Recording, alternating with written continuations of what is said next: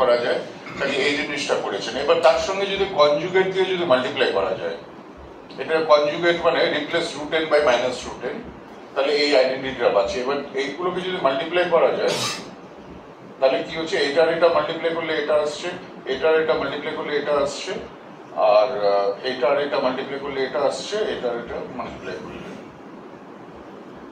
কাজে এখন কিন্তু অতটা শক্ত লাগছে না,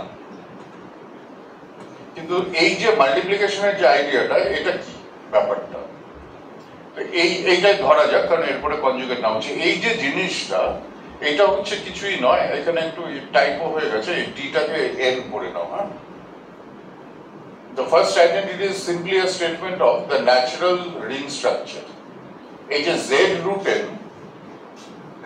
n টা আমি যেটা হচ্ছে রিং এর যে তাৎপর্যটা, ব্রহ্মগুপ্তের সময় রিং জিনিসটা ছিল না, কিন্তু তোমাদের তো আছে।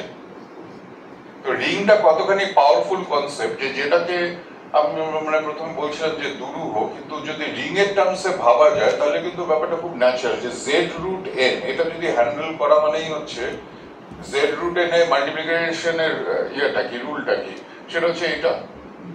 এটা যদি একবার ডিসপ্লে হয় তাহলে তার কনজুগেট দিয়ে মাল্টিপ্লাই করলে তো এটা এসে যাচ্ছে।